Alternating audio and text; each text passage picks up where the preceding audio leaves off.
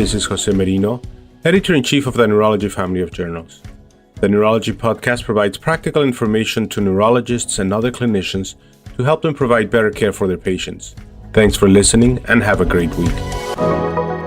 Hello, Neurology podcast listeners. This is Alexander Menze. I'm with the Permanente Medical Group in Sacramento, California.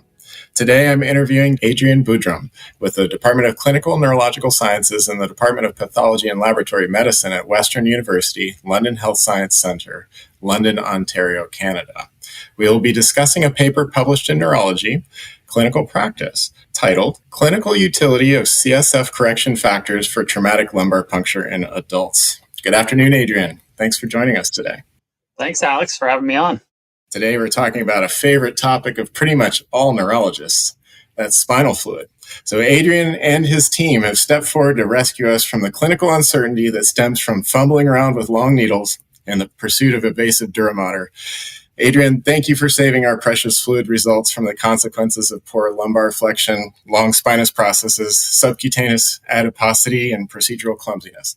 Before we get into the specific results, please give our audience 30 or so seconds on what you set out to do and how you hope your research will help our listeners. I don't know if it's the favorite topic of neurologists, but certainly it's something that every neurologist tries to avoid, which is traumatic lumbar punctures. That was the focus of our work. Just as a very brief overview, traumatic lumbar punctures, what we're talking about is when peripheral blood is introduced into the CSF due to needle trauma, often when inserting or advancing the needle, and it's common.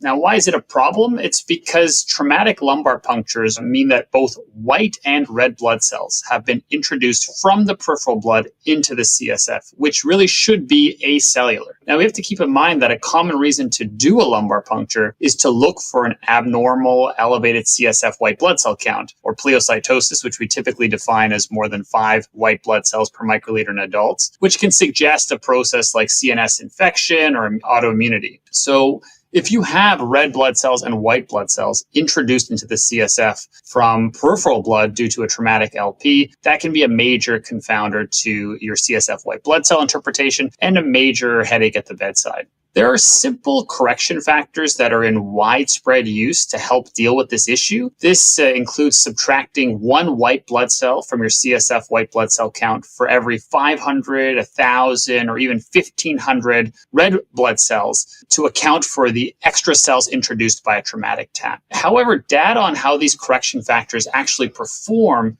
is really lacking. And so for this reason, we set out to determine what the diagnostic performance of these commonly used correction factors were in clinical practice. Well, this sounds like it's going to be very helpful clinically. So I'm excited about it. So you alluded to how we've been managing this problem of traumatic CSF results so far. We just kind of do this standardized subtract 1 white cell for all these particular number of red cells. And so was there any literature on this beforehand that talked about validity of those the way we were doing it before? That is a common or typical way that we approach this issue of traumatic LP. I'd be remiss if I didn't say, obviously, the best way to deal with having to interpret traumatic CSF white blood cell counts is to avoid the scenario altogether. One of the ways that you do that is by performing a 4-tube CSF collection. That's what we do here. You're measuring your CSF cell counts in tube 1, which is collected first, and tube 4, which is collected last. So if your LP is traumatic, then hopefully any peripheral blood contamination in tube 1 will have cleared by the time you get to tube 4. So you don't actually have to worry about correcting for peripheral blood when interpreting your tube 4 white blood cell count. That's the ideal scenario. However, very often we are not in the ideal scenario, and that's where this paper is really focused on. So it's for when you're stuck in a situation where you have to interpret the CSF white blood cell count in the context of a traumatic LP. So typically, neurologists manage this problem in one of 2 ways. The simplest approach and the focus of this paper is to use these easy to remember correction factors, like I mentioned, that serve as good rules of thumb, subtracting 1 white cell for every 500 or 1,000 or even 1,500 red cells. These are most appropriately used in people with normal peripheral blood counts. I should mention there is a second approach. This is a more sophisticated approach that takes into consideration the ratio of white blood cells to red blood cells in the peripheral blood. Based on this ratio, you can calculate the number of white blood cells you would expect to be introduced into the CSF for a given number of red blood cells that might be present due to a traumatic LP. However, of these two approaches, my experience has been that trainees and clinicians tend to fall back on the easier to use rules of thumb type correction factors, like I mentioned, because they require less data. You just need the CSF red blood cell count and white blood cell count. And they're simpler to apply in routine practice. So that's why we were interested in their diagnostic performance. Now, regarding what the literature has to say, it's actually very interesting. I was involved in a couple of cases of suspected autoimmune encephalitis, which is my primary focus. And in these cases, the main reason for concern of inflammation or CNS inflammation was a CSF white blood cell count in the context of a traumatic LP that appeared to be elevated, even after correcting for peripheral blood contamination by using one of these easy to apply rules of thumb type correction factors. So this really got me interested in what the literature had to say about how well these correction factors actually perform. And I was surprised to find that the literature in adults was extremely sparse. What I did find was focused mostly regarding meningitis in neonates or young children. And this is a unique separate population with a different reference range for their CSF white blood cell counts. And so despite the fact that really throughout my whole adult neurology training and as an attending, I was routinely taught to apply these correction factors in patients with traumatic LP, I found almost no literature on their diagnostic performance in adults, which is really what motivated our study. Let's do a couple fun facts, if you don't mind. So this would be a fun one to know, Adrian. So what percentage of lumbar punctures are traumatic? Is there any evidence or data on that? I think if you ask any individual neurologist, the percentage of lumbar punctures that are traumatic is exactly 0, but the literature doesn't tend to bear that out.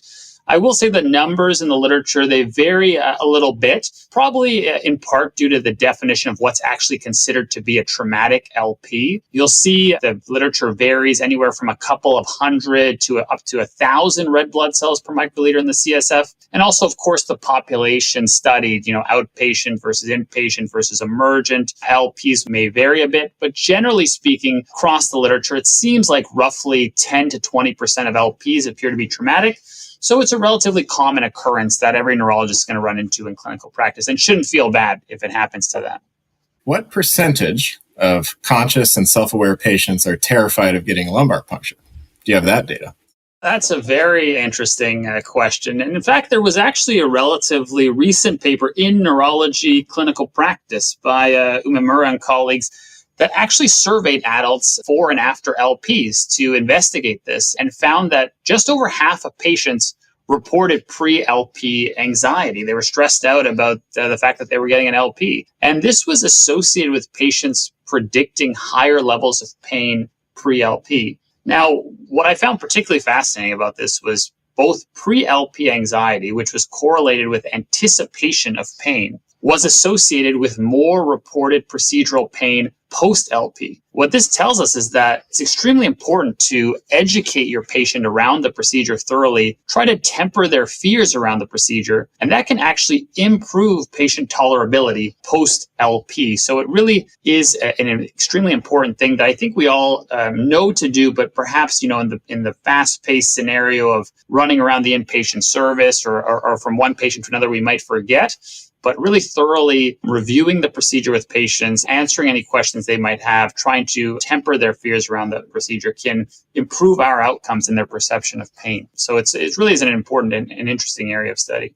Yeah, and that really goes into the therapeutic nature of the doctor-patient relationship, is talking them through it, making sure people understand what's going on, and really trying to get them at ease and hopefully well anesthetized, so locally at least, before the procedure. Absolutely. So last fun fact, and this might be the most difficult one to have data on. So how many neurologists start to sweat and steam up their eye protection after 4 missed passes with the needle? And I know without a doubt there's at least one out there. I'm not going to say who that is, but anyway, do you have an answer for that one? I think those sort of scenarios are ones that probably neurologists keep very close to the vest. So you're not going to hear too much about them with that degree of detail. One thing that I did try to look at one point is any sort of discrepancy between number of LP attempts, across providers and factors influencing that. But I think it's a hard thing to study because I don't know that we're as forthcoming as potentially we could be on these things, but this general principle is the same, which is that you're going to have difficult LPs for a variety of different factors, patient anatomy, urgency, things like this. And so no matter what difficulties you're having, and I've experienced this as well, you may have to take multiple attempts to do an LP, but every step of the way, you should be doing your best. And I know we all try to do our best to really talk the patient through what we're doing. And so even that LP that takes you 4 or 5 attempts to successfully obtain fluid doesn't necessarily have to be a stressful LP for that patient if you're talking and communicating with them throughout the whole thing. Well, I'd like to advocate for maybe a cheer squad for the neurologist going in to do the procedure. I think it would help. But hey, that's a topic for another day. So could you please go into the details of the results of your study? So what can we do better when interpreting these traumatic CSF results? This was a retrospective study performed at our institution, London Health Sciences Center. And what we did is we examined all adults. Again, this is a study focused on adults with normal peripheral blood cell counts, so appropriate to apply these correction factors.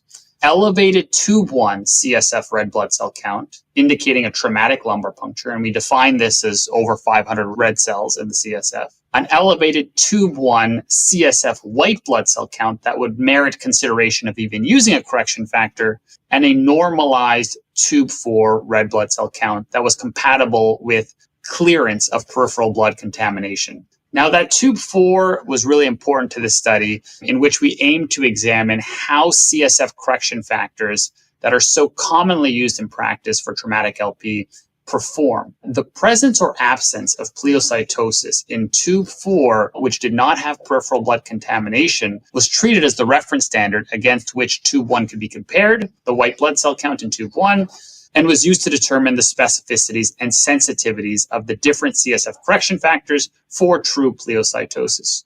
So that was the layout of the study design. We identified 195 adults with tube 1 pleocytosis in the context of traumatic LP who met inclusion. Criteria of these patients, just over half, 54%, had falsely elevated tube 1 CSF white blood cell counts or false tube 1 pleocytosis. Indicators or clues of false pleocytosis in these patients with traumatic LP were intuitive. These patients had bloodier CSF and lower white blood cell counts in keeping with peripheral blood contamination. Now, we examined the performance of 3 commonly used correction factors. That includes subtracting 1 white blood cell for every 500, 1,000, or even 1,500 red blood cells. Now, across these correction factors, their specificity for true pleocytosis ranged from as low as 30 to up to 70%, while their sensitivity ranged from about 85 to 98%. The 1 to 500 correction factor had the highest specificity for true pleocytosis, which is expected. It's the most aggressive correction factor, while the 1 to 1500 correction factor had the highest sensitivity. Importantly, however, regardless of the correction factor used, false positive or false negative determinations of pleocytosis were typically mild. That is to say, it was typically in the realm of less than 20 white blood cells per microliter. Now, this is very reassuring when using correction factors in adults with traumatic LPs that were performed to evaluate for CNS diseases typically associated with severe pleocytosis, such as bacterial meningitis, where the CSF white blood cell count is typically in the hundreds or thousands. You're highly unlikely to misclassify a patient with this sort of pleocytosis when using these correction factors, even in the context of traumatic LP. However, our findings have real implications in patients with traumatic LPs that were performed to evaluate for CNS diseases typically associated with mild to moderate pleocytosis, such as the world that I exist in primarily, which is autoimmune encephalitis. These patients often have pleocytosis, but it's typically mild to moderate. It's often less than 100 white blood cells. So much like how overinterpretation of non-specific serum antibodies can contribute to autoimmune encephalitis misdiagnosis in adults, which is a focus of another neurology podcast episode with Owen Flanagan that I would highly recommend, overinterpretation of mild pleocytosis following use of these correction factors could similarly be a problem. For this reason, we recommend that corrected CSF white blood cell counts suggesting only mild pleocytosis should be interpreted cautiously in clinical practice to avoid patient misdiagnosis. Okay, so do you think that the results that you've found, and I saw an algorithm in your paper that talks about doing these correction factors, do you think that this represents a new standard in traumatic LP result interpretation? I don't know that it changes or implements a new standard of interpretation, because I think the correction factors that are in use perform reasonably well, particularly with respect to their sensitivity. I think what this does is it informs the current standard. And I think the current standard is that these factors, these correction factors, are in widespread use, but there's just not much data about the limitations of their diagnostic performance, which is true of any diagnostic tool. And so I'm hoping that our findings can serve to help clinicians better interpret the corrected CSF white blood cell counts they encounter in the context of traumatic LP. So really building on the standard rather than trying to, I would say, change it.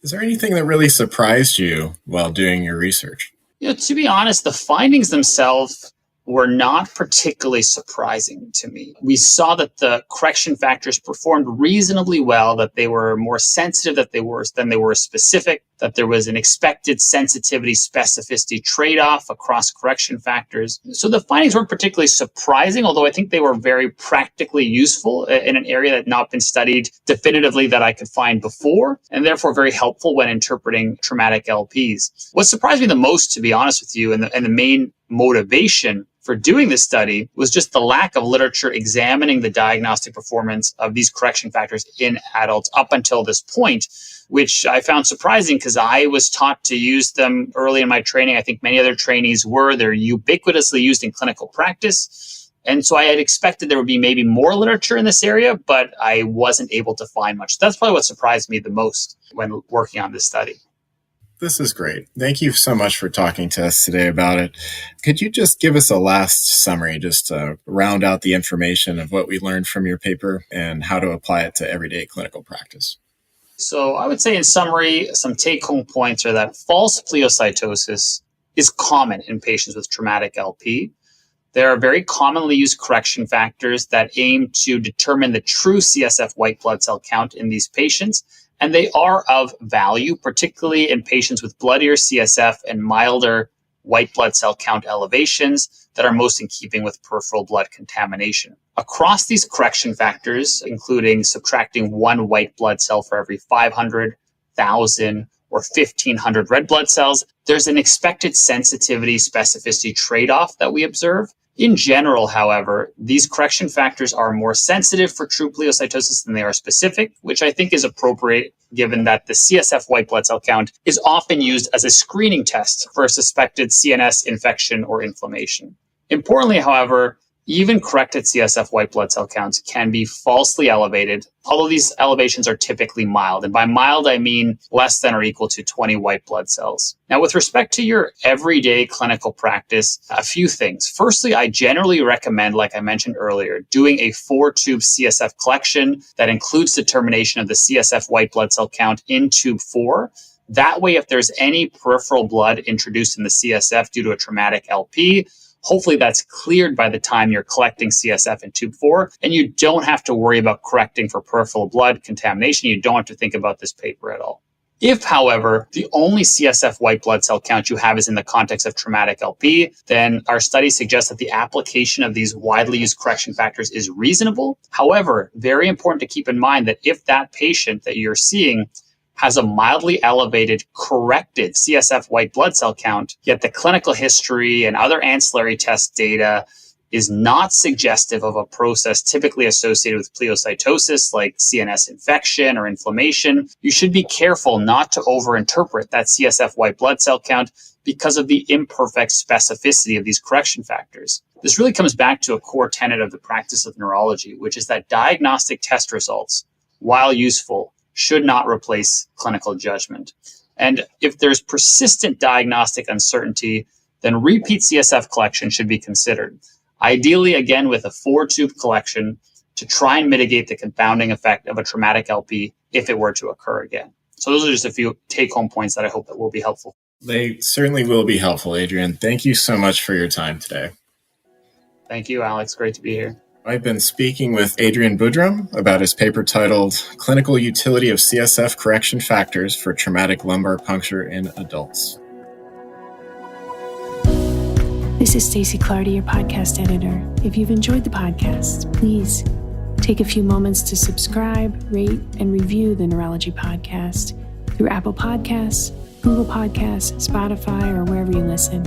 And remember, you can always head to neurology.org/podcast for our full list of past episodes, or you can also search by keyword in your podcast app for any neurology-specific topics you want to learn about.